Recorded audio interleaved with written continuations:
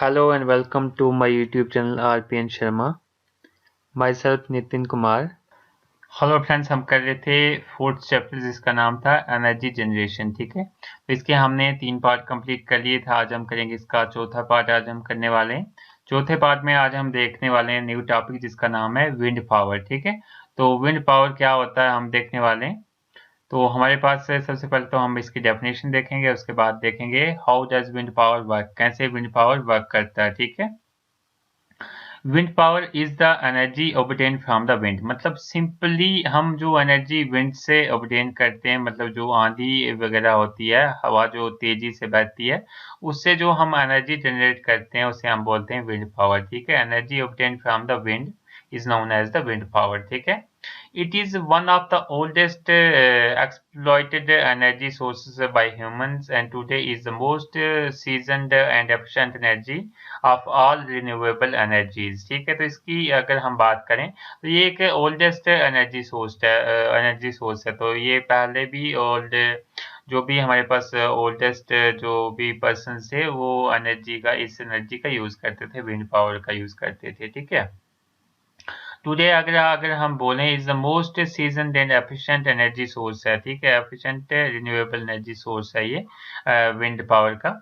ठीक है, how does wind power works, next topic इसी में है how does wind power works, ये कैसे काम करता है। अब हम देखें, wind power consist of converting the energy produced by movement of wind turbine blades driven by the wind into electric energy. ठीक है, तो मतलब इसमें ऐसा सिस्टम बनाया होता है कि हमारे पास कुछ विंड टर्बाइन होते हैं, यहाँ पे विंड टरबाइन ब्लेड्स हैं, यहाँ पे विंड टरबाइन है और इसमें ये ब्लेड्स लगे होते हैं। ये विंड जब आंधी आती है, हवा तेजी से चलती है, तो ये विंड टरबाइन घूमते हैं और इसकी वजह से हमारे पास इलेक्ट्रिसिटी जनरेट होती है, इलेक्ट्रिक एनर्जी जनरेट होती है। ठीक है, आई होप ये लेक्चर आपको समझ में आ रहा होगा।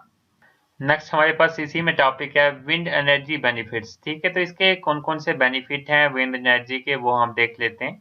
फर्स्ट है रिन्यूएबल एनर्जी, तो ये एक रिन्यूएबल एनर्जी सोर्स है। इसको जो है ये एनर्जी जो है खत्म नहीं होती है। एक बार एनर्जी ये यूज हो गई विंड एनर्जी, तो ये बाद में भी हम इसको यूज कर सकते हैं। देन इनएग्जॉस्टेबल, इनएग्जॉस्टेबल का मतलब हो गया ये खत्म नहीं होती। नॉन पॉल्यूटेंट, नॉन पॉल्यूटेंट का मतलब हो गया कि इससे पोल्यूशन भी नहीं होता क्योंकि ये नेचुरल है, विंड नेचुरल है। ठीक है, reduces the use of fossil fuel, तो फॉसिल फ्यूल के यूज को भी ये रिड्यूस करता है। जैसे कि हमारे पास एनर्जी जनरेशन में हम मोस्टली पहले फॉसिल फ्यूल्स का यूज करते थे। फॉसिल फ्यूल्स में हमारे पास कोल एंड पेट्रोलियम आ जाते हैं, कोल एंड पेट्रोलियम। तो इसका यूज करने से हमारे पास कोल एंड पेट्रोलियम का यूज हमारे पास कम हो जाता है और हमारे पास वो उससे क्या होता है, पोल्यूशन रिड्यूस होता है। रिड्यूसेस एनर्जी इंपोर्ट्स, ठीक है, तो इससे हम जो भी एनर्जी इंपोर्ट करते हैं बाहर से, बाहर की कंट्री से या बाहर की स्टेट से, तो वो कम हो जाता है। Creates wealth and local employment, तो wealth and local employment create करता है क्योंकि अगर हम लोकल एरिया में ये विंड एनर्जी का सिस्टम लगा दें तो लोकल एम्प्लॉयमेंट जनरेट होगी। कंट्रीब्यूट्स टू सस्टेनेबल डेवलपमेंट, जो भी डेवलपमेंट है हमारे पास सस्टेनेबल डेवलपमेंट, उसमें भी ये हेल्प करता है विंड एनर्जी जनरेशन। ठीक है, तो ये इसके बेनिफिट्स देखे हमने कि कौन कौन से विंड एनर्जी जनरेशन के बेनिफिट्स हैं हमारे पास हैं। आई होप ये आपको समझ में आ गए होंगे सारे पॉइंट्स। अगर आपको कोई भी डाउट हो तो आप कमेंट सेक्शन में पूछ सकते हैं। नेक्स्ट इसी में ही हमारे पास टॉपिक है चैलेंजेस ऑफ विंड एनर्जी। तो विंड एनर्जी में चैलेंजेस हमारे पास कौन कौन से चैलेंजेस है, मतलब कौन कौन सी डिफिकल्टीज आ जाती है हमारे पास विंड एनर्जी जनरेशन में, वो हम देख लेते हैं। Wind power must still compete with conventional generation sources on caste basis. ठीक है, तो कास्ट बेसिस की बात करें तो इसमें भी थोड़ा सा है, ये इसकी कास्ट थोड़ी सी ज्यादा है। Good land-based wind sites are often located in remote locations far from cities where electricity is needed। ठीक है, तो अगर हम बात करें इसकी, इसमें और भी चैलेंजेस हैं, जैसे कि हमारे पास जो भी विंड, जो भी अच्छी जमीन होती है जहाँ पे विंड अच्छी होती है, तो वो जो जमीन होती है रिमोट लोकेशन में होती है, जैसे मोस्टली पहाड़ी एरिया में ही होती है जहाँ पे ज़्यादा हवा चलती है। तो वो भी एक हमारे पास नुकसान ही है कि हमें जो इलेक्ट्रिसिटी की ज़्यादा ज़रूरत पड़ती है वो सिटीज़ में ज़रूरत पड़ती है, तो इसलिए ये भी एक इसमें चैलेंज ही है। Wind resource development might not be most profitable use of the land, ठीक है। तो ये एक मोस्ट प्रॉफिटेबल यूज नहीं है लैंड का, मतलब इससे इतनी भी ज्यादा इलेक्ट्रिसिटी जनरेट नहीं होती है, ठीक है। Turbines might cause noise and aesthetic pollution, तो टर्बाइन जो है, इसमें जो टर्बाइन हम यूज करते हैं तो उससे नॉइस भी प्रोड्यूस हो सकती है, दैट मीन नॉइस पोल्यूशन हो जाएगा उससे, और एस्थेटिक पोल्यूशन हो जाएगा, मतलब एस्थेटिक देखने में भी इतने अच्छे नहीं लगते वो चीजें, ठीक है। Although wind power plants have wind plants can impact local wild life जो वहाँ की वाइल्ड लाइफ है उस पर भी वो इफेक्ट कर सकते हैं। मान लो कोई हमारे पास पक्षी वगैरह परिंदे वगैरह हैं, वो उस टरबाइन से टरबाइन पे जा सकते हैं, उनकी डेथ भी हो सकती है। तो ये सारी चीजें इसमें हमारे पास चैलेंजेस है विंड पावर में, तो आपको ये सारे पॉइंट्स देखने। आई होप आपको ये लेक्चर समझ में आ रहा होगा। अगर आपको कोई भी डाउट हो तो आप कमेंट सेक्शन में पूछ सकते हैं।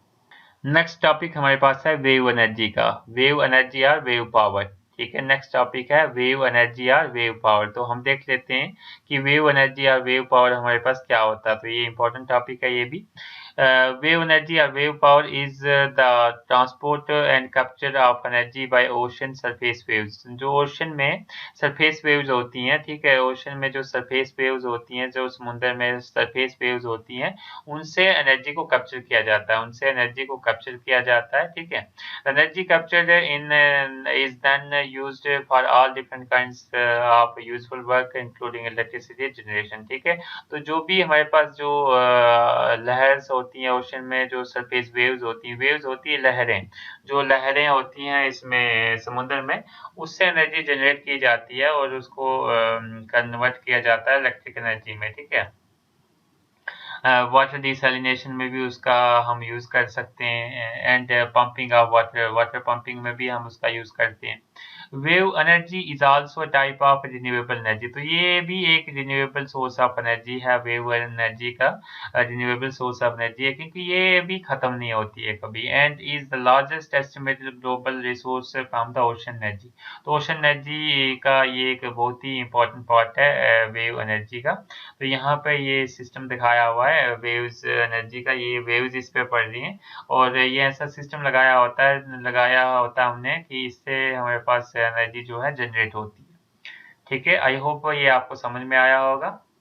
अगर हम बात करें इसकी टेक्नोलॉजी की बात करें, ठीक है, वेव एनर्जी की टेक्नोलॉजी की बात करें तो हमारे पास इसमें टेक्नोलॉजी कौन सी यूज होती है, कैसे हमारे पास एनर्जी जनरेट होती है इसमें, तो हम देख लेते हैं। There are multiple different technologies used for wave energy, तो मल्टीपल डिफरेंट टेक्नोलॉजीज हमारे पास यूज होती हैं।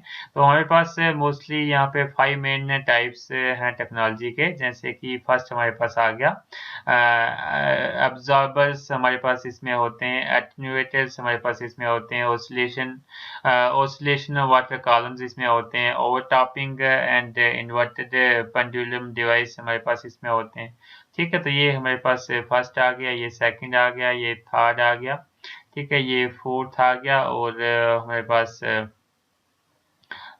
सॉरी ये हमारे पास आ गया इन्वर्टेड पेंडुलम, ये फोर्थ आ गया, और ये आ गया हमारे पास फिफ्थ, ठीक है। तो हम देख लेते हैं वन बाय वन, देख लेते हैं ऑब्जर्वर्स क्या होते हैं, एटेन्यूएटर्स क्या होते हैं। तो फर्स्ट है observers. Observers extract energy, observers क्या करते हैं, एक्सट्रैक्ट करते हैं energy from the rise and fall of the waves with the buoy, ठीक है। तो जो भी ऑब्जर्वर हैं वो काम करते हैं, जो भी वेव से एनर्जी जो आती है उसको एक्सट्रैक्ट करते हैं, ठीक है, मतलब उसको अलग करते हैं। Once the energy is extracted, it is then converted into electrical energy with a linear or rotary generator, ठीक है। तो वो जैसे ही एनर्जी एक्सट्रैक्ट हुई, ऑब्जर्वर ने एनर्जी को एक्सट्रैक्ट किया, उसके बाद वो एनर्जी कन्वर्ट होती है और वो इलेक्ट्रिकल एनर्जी में कन्वर्ट हो जाती है, ठीक है, जनरेटर की हेल्प से, रोटरी या लीनियर जनरेटर की हेल्प से, ठीक है।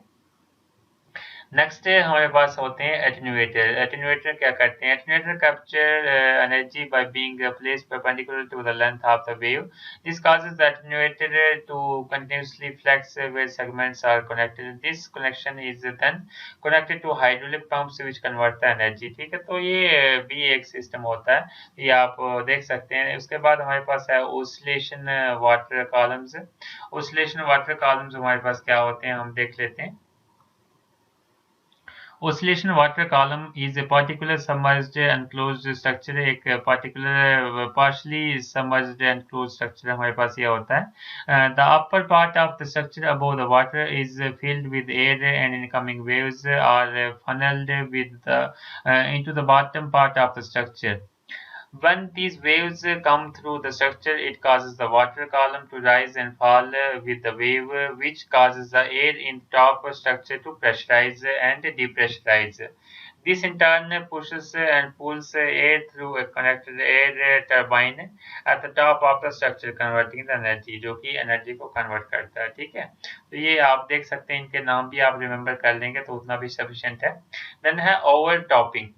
ठीक है, overtopping has a wave lift over a barrier which fills a reservoir with the water and is then drained through a hydro turbine. This technology is very similar to a conventional hydropower dam. Next हमारे पास है inverted pendulum device. Inverted pendulum device हमारे पास होता है, वो uses the motion of waves to move a hinged paddle back and forth. The motion of paddle drives hydraulic pumps which drives electrical generators, और उससे हमारे पास इलेक्ट्रिसिटी जनरेट होती है. ठीक है, तो इसमें भी आपको ये 5 पॉइंट देख लेने हैं, उसके बाद इनको आप डिफाइन कर सकते हो.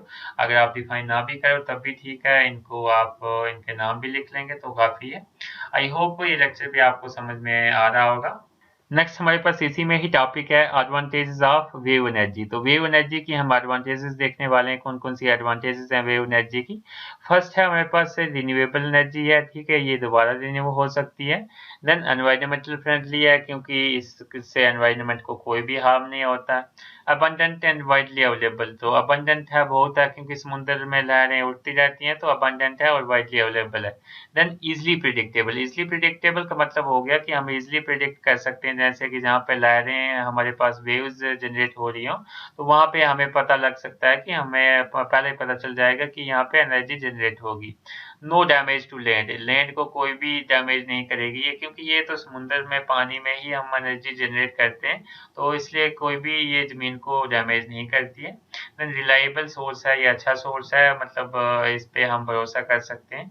Huge amounts of energy can be produce. मतलब बहुत सारी एनर्जी हम प्रोड्यूस कर सकते हैं, अगर हमारे पास उतनी सारी मशीनरी हो तो हम ह्यूज अमाउंट ऑफ एनर्जी इससे प्रोड्यूस कर सकते हैं. तो ये सारे थे इसके एडवांटेजेस वेव एनर्जी के. ठीक है, नेक्स्ट हम देखते हैं डिसएडवांटेजेस. तो हमारे पास कुछ डिसएडवांटेजेस है वेव एनर्जी की, वो क्या क्या है.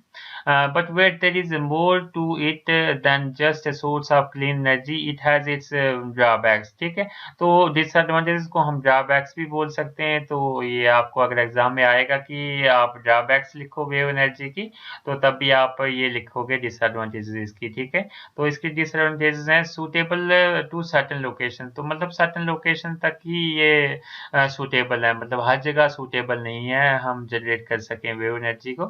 Then effect on marine ecosystem. Marine ecosystem को भी ये इफेक्ट करती है. मेरीन इकोसिस्टम का मतलब हो गया कि जैसे मान लो समुद्र में कोई भी मछलियां वगैरह हैं, या फिर और कोई भी जीव जंतु हैं जो लिविंग थिंग्स हैं, उसको भी ये इफेक्ट करती हैं.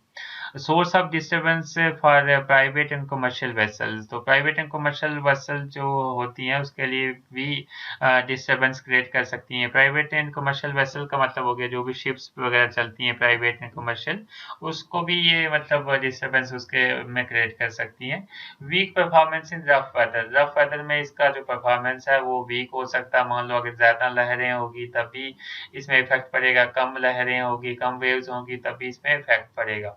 Noise and visual pollution. Noise and visual pollution means इससे नॉइस भी प्रोड्यूस होगी, और विजुअल पोल्यूशन मतलब दूर से ये अच्छा भी नहीं लगेगा देखने में. The cost of production. जो इसकी कास्ट ऑफ प्रोडक्शन है वो भी बहुत हाई है.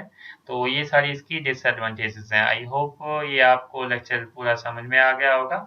अगर आपका कोई भी डाउट हो तो आप कमेंट सेक्शन में पूछ सकते हैं. Thank you. If you like the videos then like, comment, share and subscribe my YouTube channel.